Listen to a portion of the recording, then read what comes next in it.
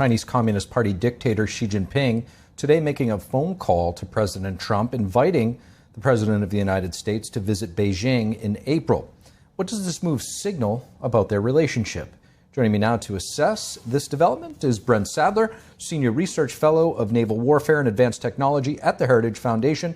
Brent, great to have you back with us. So President Trump taking the phone call today with the CCP leader, Xi Jinping. How does Beijing view its relationship with the United States, and what is their long-term plan, in your opinion? Well, there's certainly a lot of tensions right now. There's a political diplomatic spat that's starting to see military posturing between Japan and China as they speak. And that might be part of the urgency from Beijing to deal with one problem or one crisis at a time. Right now, it seems to be Tokyo. And of course, this follows the meeting last month where both Xi Jinping and President Trump made a list of assurances to each other. Of course, trust but verify. Things like China's clamping down on the export of precursor chemicals critical to the production of the deadly fentanyl narcotic. So I think in this context, this phone call trying to get President Trump to commit to a meeting is hopefully to try to clear the deck so that China can focus in on perhaps the near abroad in Japan right now. Brent, how important is it for us throughout all of these negotiations on trade and nearshoring and supply chain, whether it be pharmaceuticals or rare earths, that we don't lose sight of the fact that they are our greatest adversary and are certainly not losing sight on their end of that? Absolutely. On this one, I think we need time more than anything else. And certainly there's been a lot of diversification of supply chains. And I think a lot in industry and a lot of our allies, too, have felt the pain of that, being too overly reliant on critical things like pharmaceuticals or antibiotics to go back to what it was like before COVID and relying on the Chinese for too many things that are critical to our health and well-being, and certainly for our national security, to also include shipping and shipbuilding. And to that point, Brent, for generations now, the United States has tried to persuade China to move toward our economic philosophy, our governing philosophy, but Beijing doesn't ever seem to want to do that, nor do they play by the rules. How realistic is it to separate from China's economy, and can we ultimately insulate our most critical vulnerabilities and technologies? Well, this was the bet that we've basically in the West lost. That by simply embracing the Chinese Communist Party and bringing them into the capitalist world with very few strings attached, that they would change. That they would see that it's more righteous to get rich. Well, the Chinese Communist Party saw that it's righteous to get rich, but they're still communist. And so at the core of it, there's a problem when you have a state-run economy that's trying to compete, or is being allowed to compete rather, inside what otherwise is a free market economy, and it's gutting American jobs, not only in the United States, but also in Western Europe. And it's also destroying our ability to innovate and also for our higher education at the same time. And the key thing is to try to reverse course before it's too late.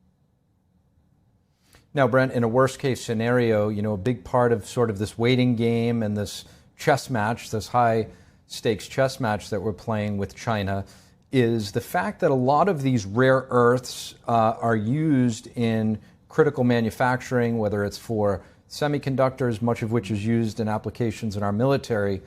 If there were a scenario where China cut off our supply chains, do we currently have a solution and enough to at least fill some of the essentials?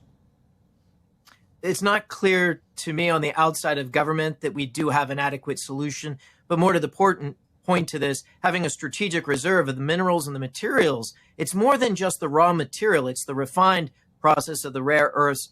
And that's a very exquisite kind of processing that we long ago walked away from in the United States. And again, kind of pointing back to my earlier comment, what we need most of all is time to develop out alternative or diversification of our supply chains so that the Chinese don't have that singular control over our economy and could coerce our leadership to make decisions that are contrary to America's national interest and certainly the safety and prosperity of its citizens. And Brent, you mentioned Japan being thrust into the discussion now with the Prime Minister there, raising the possibility of military involvement if China were to act against Taiwan. How do you see the future of that relationship playing out? And how does it fit into the broader role our allies play in that Indo-Pacific arena? Yeah, Beijing uses Japan. It's a punching bag, so to speak. In this case, when the prime minister in Tokyo had stated what has been a known fact since Prime Minister Abe's tenure back in the early 2000 teens, that Japan's national security, its safety, was dependent or on preserving the peace over the future of Taiwan. So this is not a new statement, but given the tensions in the South China Sea, the efforts to try to end the war in Ukraine, I think it adds to the pressure that's been brought to bear on Beijing, and it just was too much for them not to respond this time.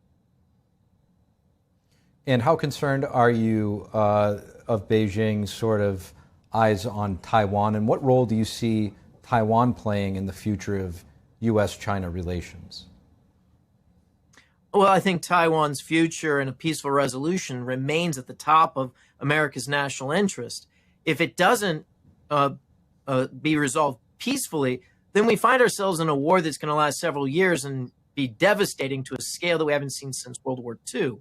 Japan's role and our other allies in the region are key because that also creates a dynamic that Beijing can't quite adequately assess. You've got a lot of players and allies, how they respond and what military forces they bring to bear. It's a lot more for their military planners to have to deal with. It's a lot of uncertainty. And I think that's one of the ways in which we've been able to keep or at least deter China from acting sooner.